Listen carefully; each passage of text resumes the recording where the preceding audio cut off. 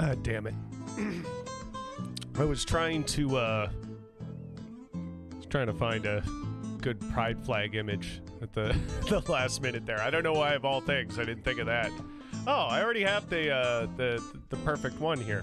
What am I doing? How could I be so silly? I have the best pride flag that I can show you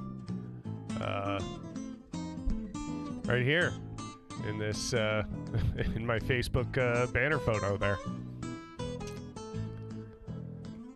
Getting all of us getting our sexual powers this month.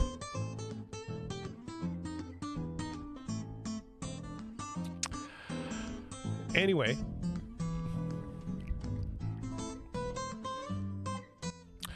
thank you for joining me on today's broadcast, coming to you live from downtown Toronto. This is Jimmy Ruffian and doing the Rough Report. We're going to be talking about a few different topics today, but as you can see from the headline, if you're watching live or what have you, that we're going to be talking about some stuff regarding the residential schools and, specifically some of the more recent news that's come out, and then what that means for Canada to a certain extent of my analysis, from what I have gathered, what that means for Canada in terms of actually reconciling that. And so we're going to talk about that a little bit. I hope to see you chatting it up in the live stream, asking questions. If you wish to phone in, all you need to do is ask. I will give you the information. I don't have like a completely separate phone number from my... so you pretty much have to just call me on Facebook. I have the phone hooked up to my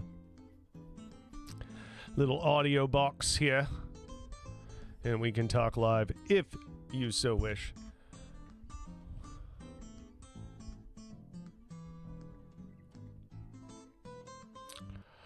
All right.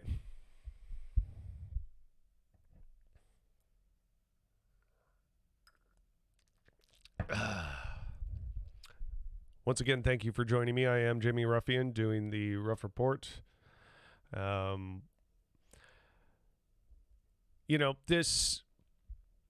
This sort of stuff, especially like, I guess, opening the show this way with this sort of topic is it's really tough for me, because I find myself getting a little bit emotional.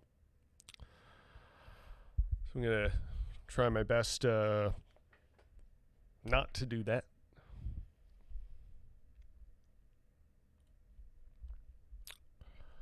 But this is basically our main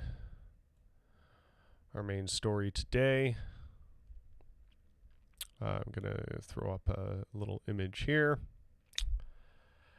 Residential schools on Global News, what we know about their history and how many died. Mostly following, in light of the most recent news. Unless you've been living under a rock, perhaps you have missed it. But let me pull this story up from the National Post. Not that the National Post is the greatest source in some of these things. I saw a lot of people complaining about them today. Still don't have the full context for what that is. A friend of mine was explaining it, but I'm like, based on some of the people that were complaining, I feel like there's more to it than that. People were very upset at the National Post today. And I haven't completely gathered why. But anyway, right here, as you can see, 215 child graves, and the Catholic Church still hasn't apologized for residential schools. The outrage isn't so much that they haven't apologized, it's that they've just recently found another 215 graves. I believe the last residential school closed in about 1996, if I'm not mistaken. That would have meant I was about 10 years old when that happened. So really not that long ago, folks, that this stuff could have been continuing to going on in the absolute horrifying details that come along with it.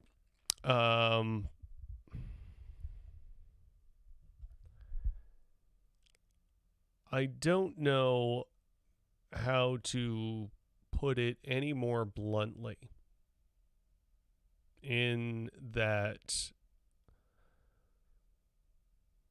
what Canada has done in regards to this history with residential schools, the totality of it,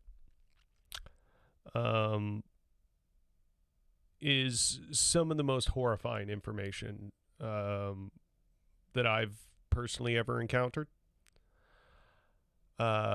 Reading some of these firsthand accounts is it's enraging and distressing. And I say this as someone who's not ignorant of history, I guess you could say, in that I have read deeply into a lot of horrible things human beings have done throughout our civilization. But there is just, I don't know how to perfectly articulate what is just so particularly heinous about the history of residential schools. Like, it can't be understated what is horrifying about this stuff. I think mostly maybe what gets me about it is the fact that, it's children that we're mostly talking about, the height of innocence, and it's something that every one of us has to face, no matter how stressful or distressing it is to be a modern colonial person or of colonial descent, however you want to say it. And the history of how I stand to benefit from that versus the people we have taken this land from, and the history that comes with that. It's just it's your responsibility to know, and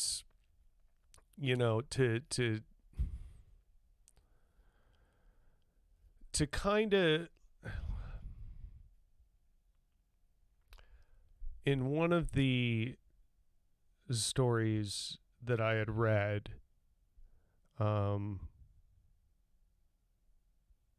amongst, others similar,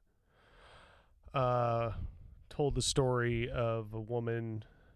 She was, I think, a young adult at this point, like maybe in her early 20s, who had been essentially raised in the residential school, working in like the laundry room in the basement or something like that. And it was kind of a known occurrence that sometimes the Catholic priest would impregnate some of the young women of the school, young teenagers. And it was their goal, in the goal of residential schools is essentially to destroy the native peoples in all the various forms they existed, and destroy their culture.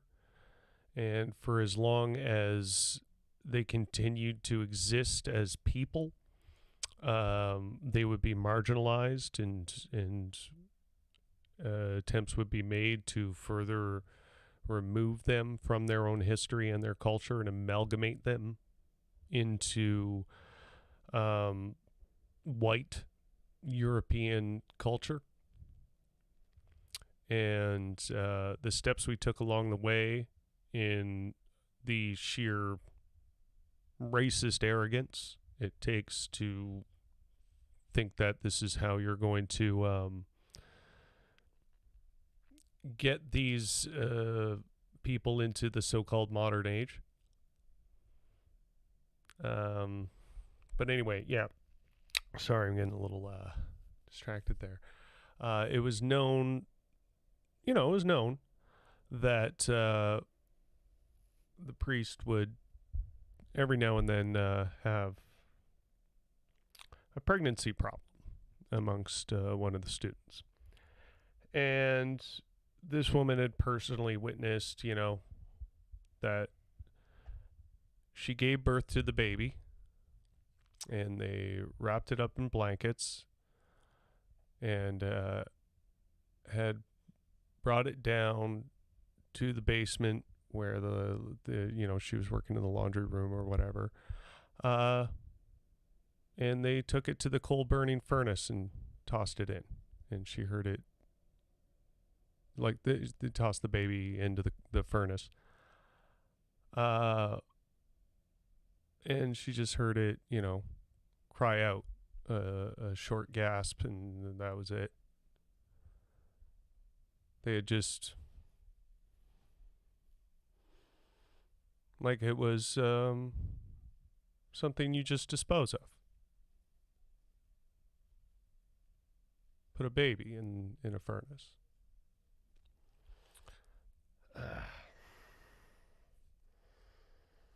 And this was, ostensibly casual act in this school.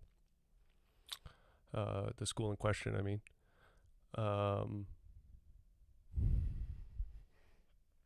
And that's just one of the details you don't regularly get to hear about, right?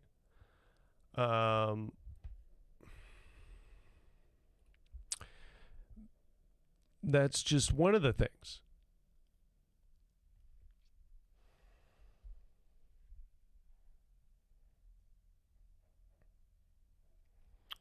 It's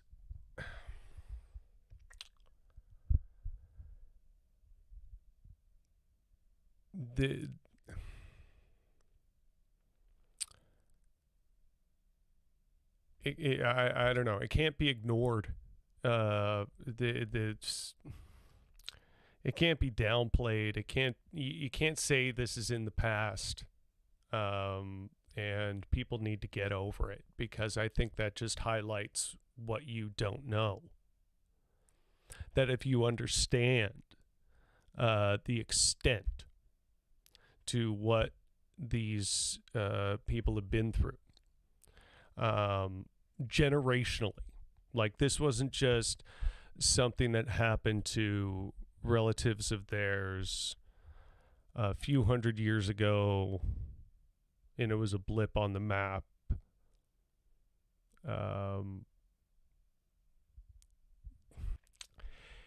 It continued until about 1996.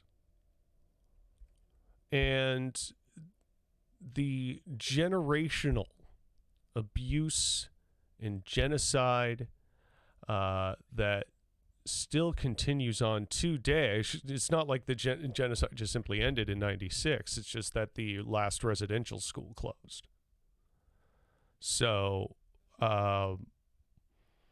when you're talking that kind of violent, aggressive, purposeful, by design, systemic oppression and hatred and terrorism upon a colonized minority.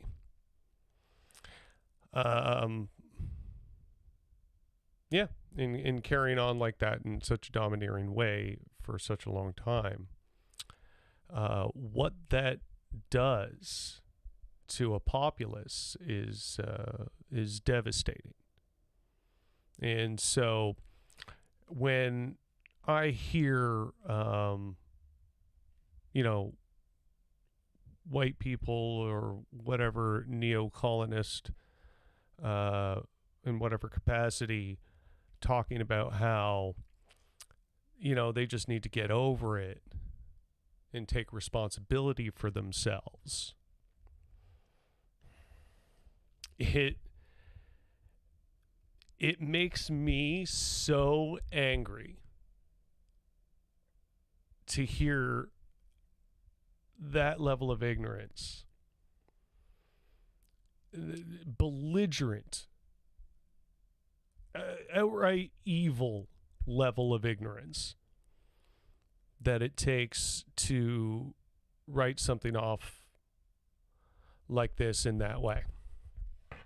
It's I can only imagine what it would be like for anybody with more historically direct ties to those events in this situation,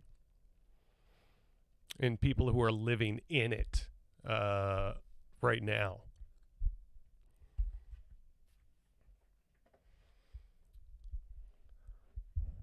The fact that we can, with a straight face, with the audacity to write indigenous peoples off in that that they're just not participating in society the way they should be, or whatever racist thing, to write off their struggle and what this history means is such a form of violence within itself.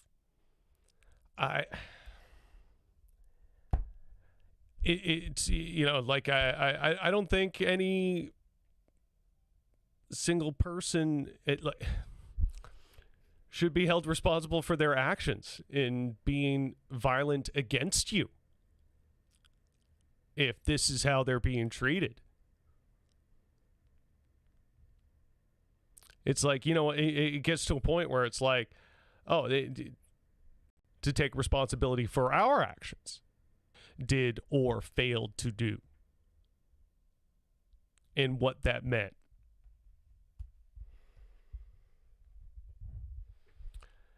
The audacity to say that they need to get over it and take responsibility for themselves is so steeped in irony. It's got to be some sort of projection, right? Like, we know in our minds that that's what we need to face, but we project it on the oppressed.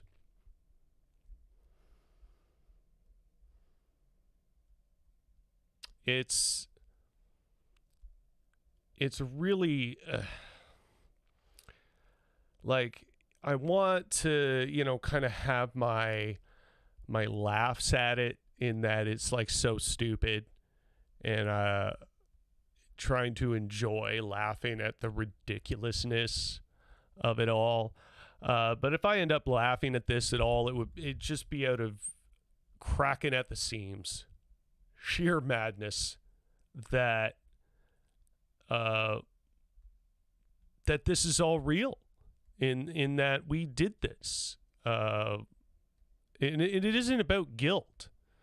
It's about recognition, and the fact that people can still fail to recognize it so incredibly. You're not supposed to sit here and feel bad about yourself. The goal is to fix this shit. And the more we fail to recognize it, and the more we fail to confront it and what it means, the longer it will be a problem.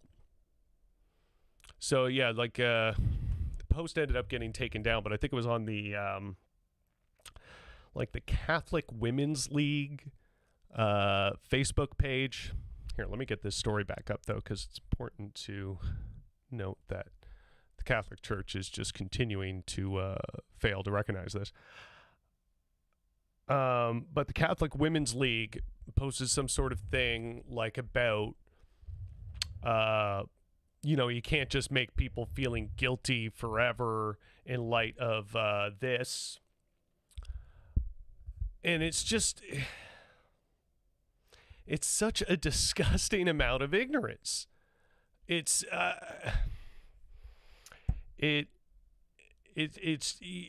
you're just divorced from humanity at that point to be able to utter those words with a straight face and not think any further that there's something supremely fucked up there.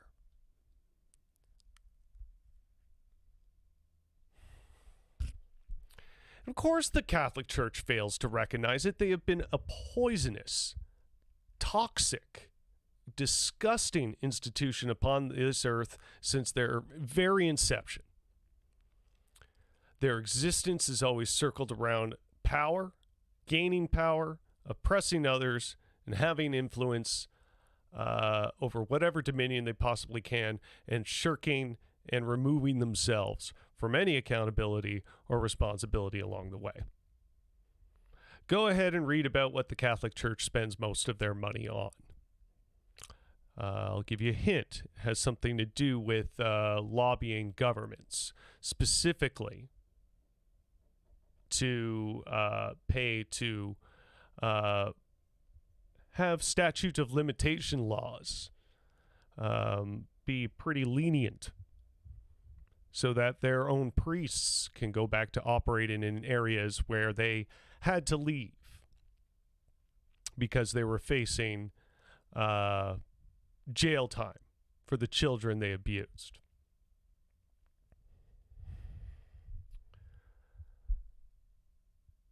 It's the Catholic Church that drove this system, that was the mechanism behind a lot of this, on top of Canada as an institution.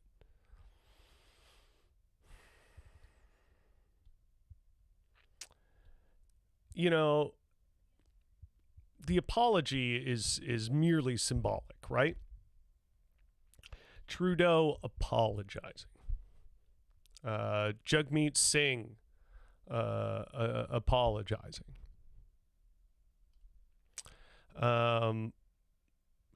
Whether the Catholic Church does it or not, simply symbolic. There is a certain special kind of obnoxiousness and evil sort of woven into the idea that they just won't recognize it and pretend that it's not their problem. I would agree with that. But specifically in regards to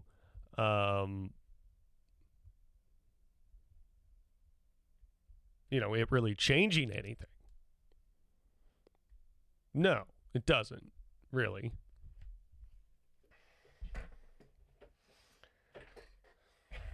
It just, is a mere acknowledgement. What the real change would involve is reconciliation, right? And to reconcile for the level of atrocity that's been leveled against the indigenous people of this land, what it would take to truly reconcile that means the very destruction of Canada itself and what we know it and understand it to be. And why is that? Well, because we're on their land, obviously. Like, that's got to be the first and most obvious point. Our country exists on their land. And we have been continuously in violation of any agreements and treaties that we've signed over Canada's history. We just wiped our ass with this stuff as colonialists and the benefactors and ancestors of colonials.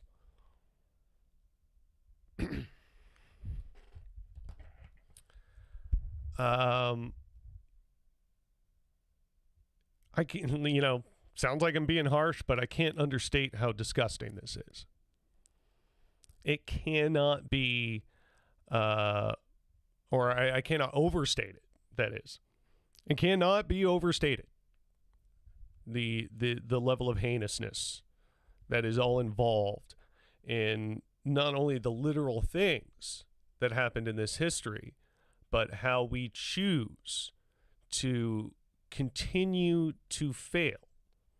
And again, I think what brings me to my point about the destruction of Canada itself is that is what is necessary in order to rectify this situation. And that's why people fail to sink their teeth in on the issue. That's why our politicians and our leaders fail to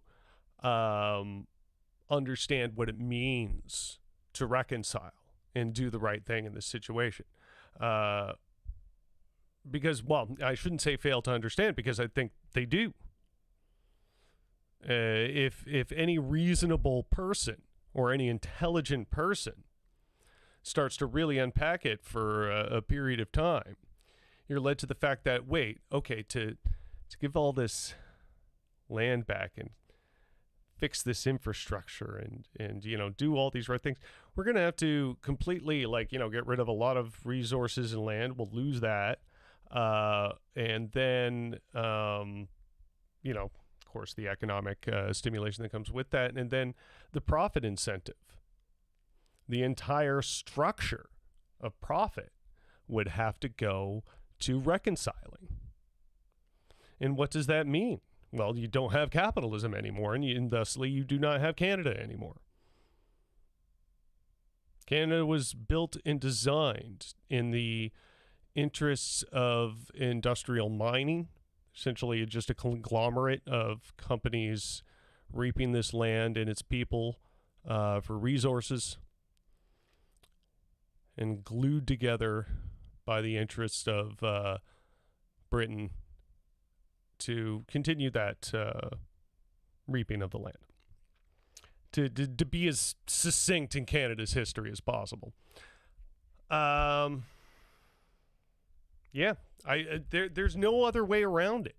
In whatever thing you want to try and conceive where you're sorry, you're reconciling, you're coming up with these systems to give Indigenous people more agency, and that usually comes with the sort of language like giving our Indigenous people more agency, like you're so paternal to these human beings that are inferior to you or something like that. It's disgusting. Whatever language or idealism you're trying to tie into reconciling while keeping everything relatively the same here, you're dreaming. It can't happen. It won't happen. And that's why I fear, to a great extent, simply reconciling will not happen. The right thing will not happen here. And if it does, we're a long fucking way away from it. Long way away.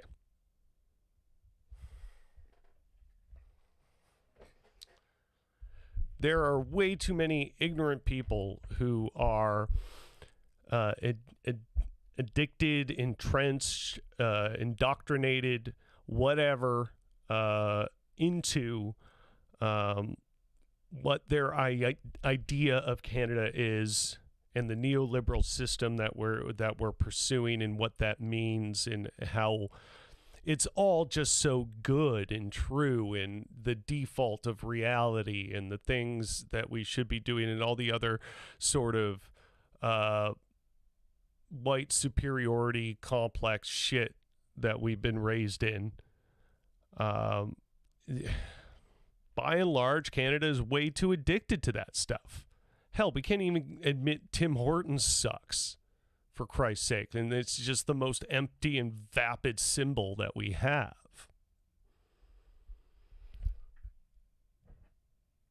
So yeah, if we can't even let that go, truly reconciling with Indigenous people and doing the right thing and giving them justice here,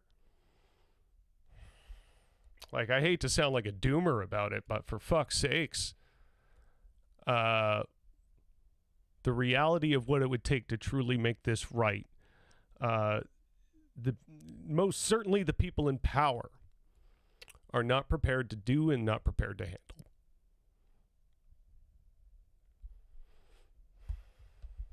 The only way around this is the destruction of Canada as we know it. And I don't mean destruction necessarily that, like literally blowing the fucker up, obviously, but a complete dissolvement and restructuring of how we operate as a society, how we operate as a country, and how we move forward from that. Because, yeah, outside of completely dissolving this shit to give those people back the land and resources that they so richly deserve, and everyone, the type of benefit, everyone living on this land, the type of benefit that they so richly deserve, it comes down to a leftist ideology, whether that be, socialism, anarchism, sort of blend of the two, what that means to indigenous people when they're in the leadership and being properly represented, something we most certainly do not have now. Because, anything I talk about in the sense of socialism, communism, and stuff like that is rooted in, European, Russian, history and literature in a lot of ways. So, I can only, in that capacity, talk about it as a colonial person. And that's why representation matters so much. I can have all the greatest intentions in the world, any of us can. But unless indigenous people are in power, in leading this situation, in front, there's no reconciling. You can't do it. You're living in a fantasy world if you're imagining Canada and capitalism intact while reconciliation truly takes place, because anything else is just going to be lip service, falling short, trying to swipe this under the rug. That's all it's ever going to be until something more is done about it.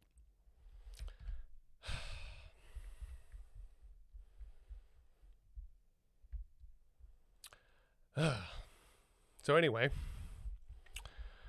get real worked up about that. It's like I don't know how anyone can really encounter and absorb this information and not feel pretty fucked up at the end of it. Or at the other end of it, once you have understood the extent of oppression and genocide that has taken place, I don't know. If you haven't, you really got to sit down and think on this. And if you have ever said or thought that these folks need to just get over it, or that, we can have the benefit of continuing, and I say benefit, in like air quotes, because overall, I don't think the existence of Canada is very beneficial to colonials. So, yeah. I just don't know, man.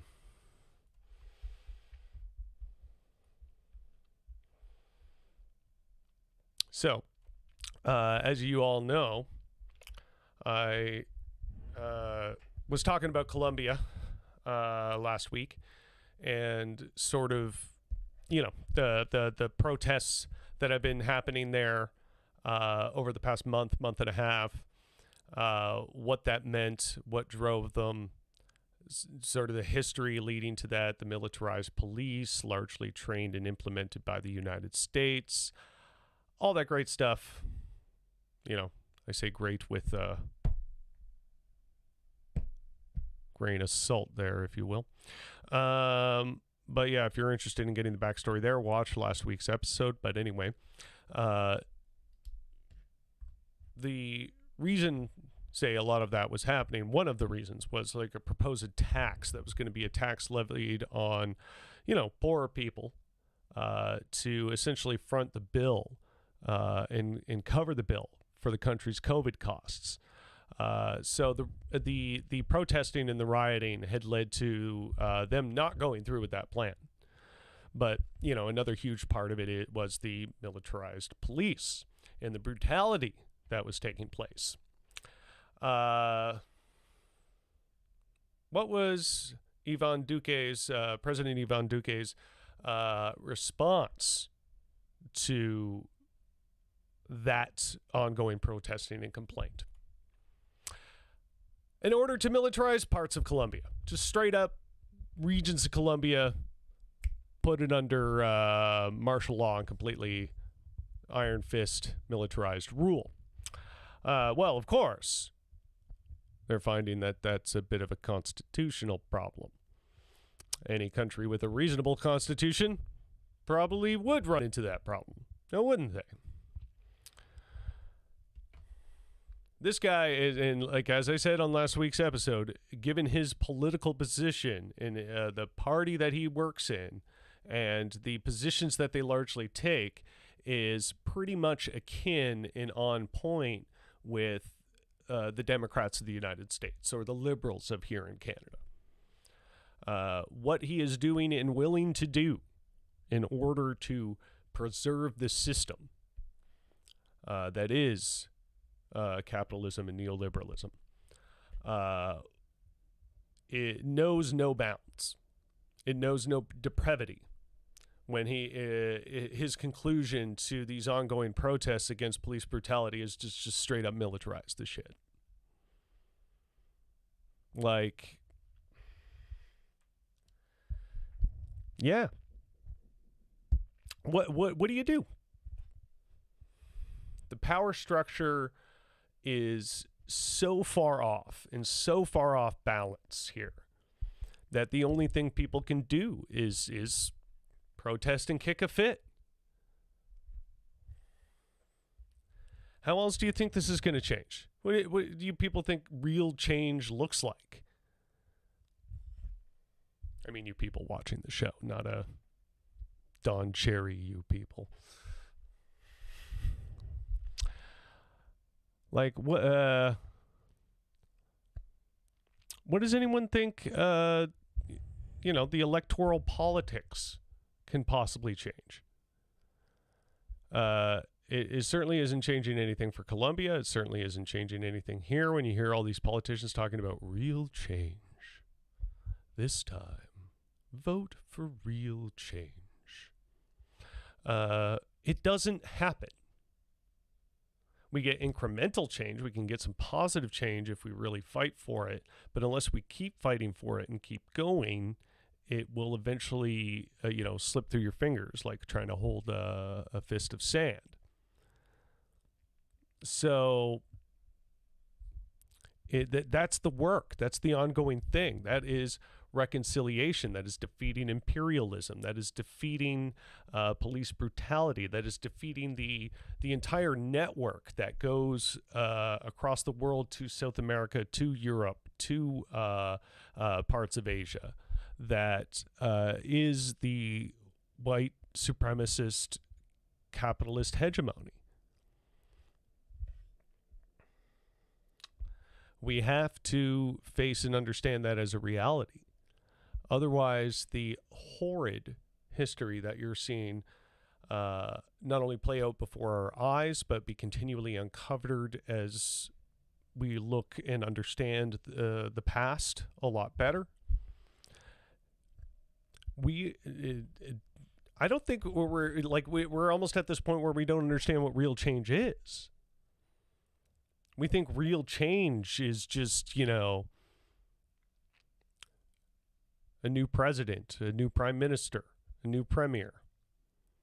Ah, good. Things are different now. Since when? The only thing that's different is that the economically, as far as like the middle class, the lower classes, the underclass, or the concept of the underclass itself overgrowing and absorbing the working class, racial disparity and economic disparity only getting worse. And it's because we're loose and fractured on this stuff, right? And that's why I'm trying to talk about this, is that we need to face some pretty tough realities here. Some really heavy stuff that is deeply uncomfortable and will absolutely ignite and flare and enrage our fight and flight mechanisms. And what, when you challenge somebody's concept of reality, the reaction is generally not very great. So it's exceedingly difficult.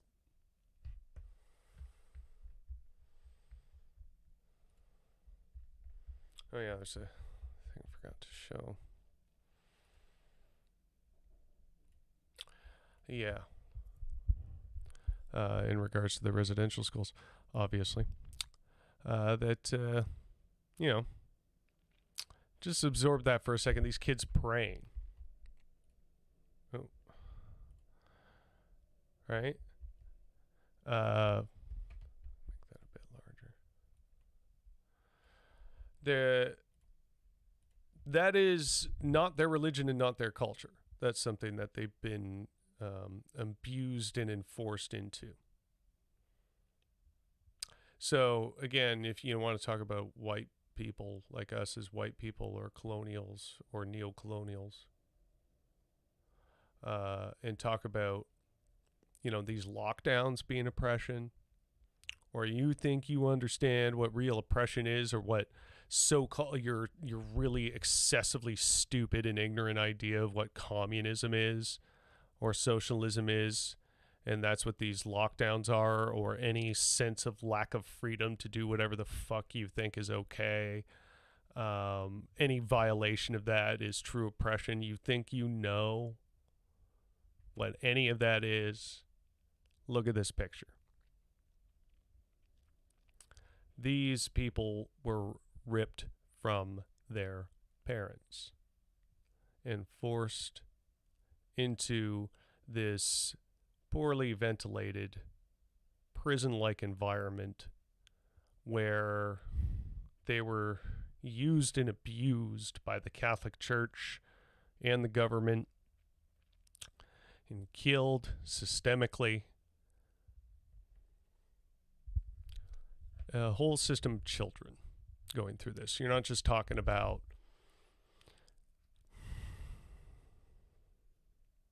adults here. I don't know how that makes it any better, but there just seems, I don't know. Just look at that. They were forced into everything you see there.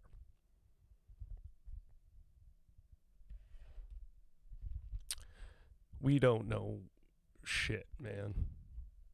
To be quite blunt about it.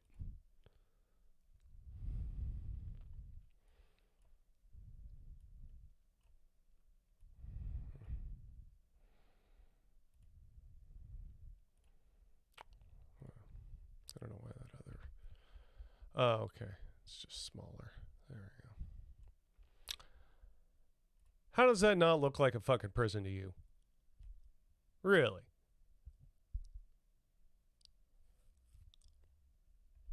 It's heinous. It's disgusting. And that's the PG sort of end of it right there. You know?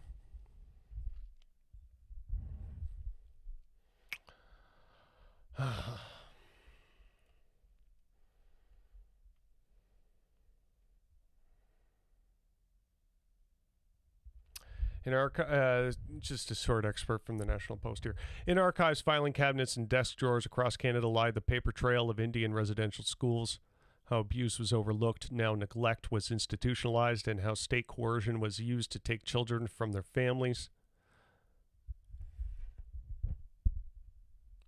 It is just heinous stuff, guys. And again, if you do not understand the extent and the history of this, please absolutely look into it. It is your responsibility to understand this and to understand what it is going to take and what is in store in order to do the right thing here. And I don't know what else any of us are doing here if that's not the idea.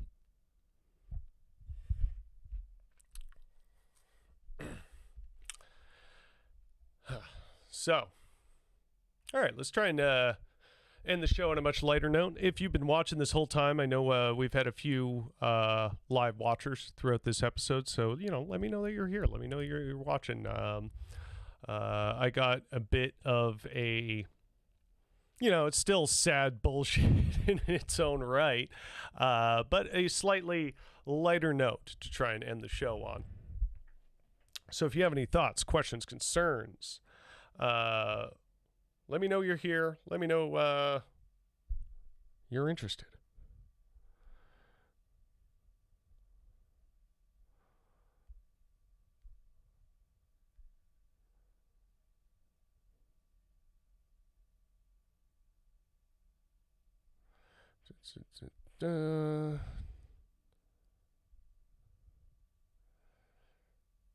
Sorry, yeah. And if you're familiar with my Facebook page, had a post pop off today that I made a joke about people who hate babies, which is, I think people who say they hate babies, I don't care. I think that's legitimately dumb.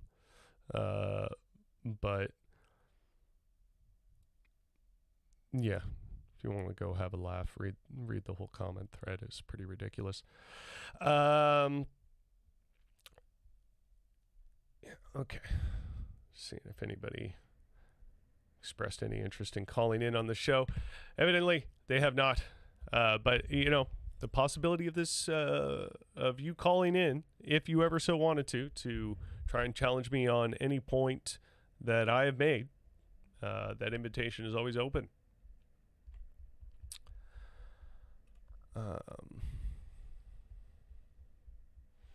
So, yeah, we got Steven Crowder here. Steven Crowder, all major historical gay figures were people with AIDS. Not only is that truly factually incorrect, and everything he's about to say in here is factually incorrect, but let's not forget that this is his first episode back on YouTube from his temporary ban from being such an outrageous bigot before. And again, keep in mind, his audience is conservative adults and just edgy young men, mostly like 12, 13, 14, 15, that sort of age group. That's who he is, that this whole show is trying to aim itself at here. What the hell stupid costume is he in? It looks like he's like, is that supposed to be like a bottle of pills? I don't know what's happening there. Look, honestly, honestly, let's look at all major historical gay. You look at milk. Yeah. You look at, the one you drink or the one? No, you look at Harvey Milk. Harvey? You look at people. You look at Dallas. These are. Oh, like the milk you drink. The extent of conservative humor, folks. First of all, yeah, that right off the hop was a lie. Harvey Milk was assassinated before the AIDS pandemic. Or epidemic, or however it was phrased. So that's just straight up homophobic nonsense to a extremely hateful degree. Just complete bullshit. But it goes further. People with AIDS. Yeah. These are people. Look, I think that if we want people to be happy, you say, well, that shouldn't be an example. Yeah. Pick the domesticated Dave Rubin. people who get sick are not an example. Okay, and let's go back a second because I really want you to hear this. Pick the domesticated Dave Rubin and make him your ambassador. Pick his suggestion here, and I hope the people are laughing because they maybe recognize how incredibly stupid Dave Rubin is as a person. But Dave Rubin is a far right-winger funded by a right-wing think tank to be a YouTube talking head for the right, and he happens to be a open and married homosexual. But Dave Rubin is an idiot, and he surrounds himself by people that quite obviously hate him and do not entirely agree with his lifestyle, but they do like the fact that they got a gay on their team, no matter how incredibly silly he might be. But, yeah, so just like, as always with this fucking guy, we're only a few seconds into this clip, and he's already just been so flat out obtuse and false that you can barely process it. But it's just coming at you rapid fire. I just like, and I don't like, look at the, I'm just saying, you're not pointing to great examples because it's not about what we used to want to do with children was encourage them, right? Guide them toward the kind of behavior that would create the most content, fulfilled, and productive member of society. Now it's about making sure that they have the greatest awareness of the most marginalized victims. That's why they're not picking the Buzz Aldrin of the gay community. I'm just saying. Yeah. No. The Buzz Aldrin. Maybe it's Buzz Aldrin. Although it's certainly not the first guy. You don't know who he is because you don't know anything about what you're talking about. You just said you don't know about any positive gay figures outside of ones that have died of AIDS or had AIDS. First of all, again, people getting an ailment is not a mark upon their character. It's not a moral judgment.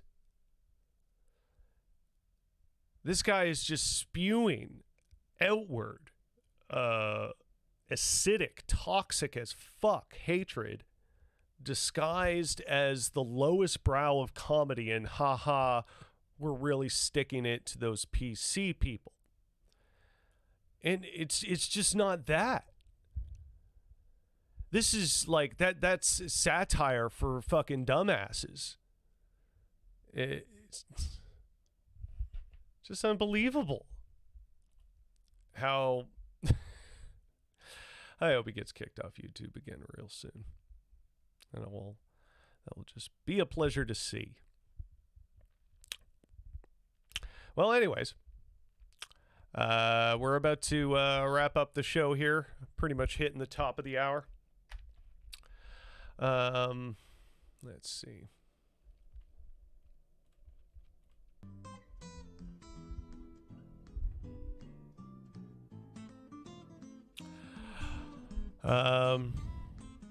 Yeah, the first portion was, there's certain times, you just can't have fun all the time on this show, unfortunately. That was a rough report in an entirely different way. If there's anything, especially on that subject, that I should expand upon more, that I should get into more details about, that you think I could convey and do justice to it a little bit better, my inbox in my ear boxes and my eye boxes are wide open. Please let me know. I'm just still trying to really process all of this. That, really confront it, And then even to try and go on a lighter note, ending it there with Steven Crowder is still like, this kind of bigotry is just, it's just so casual to him, It's really something else. So yeah, this has been yet another episode of The Rough Report. If you want to call or engage or write or email, anything like that, absolutely feel free. We're all down for being interactive on this show. Thank you so much, and have a great day.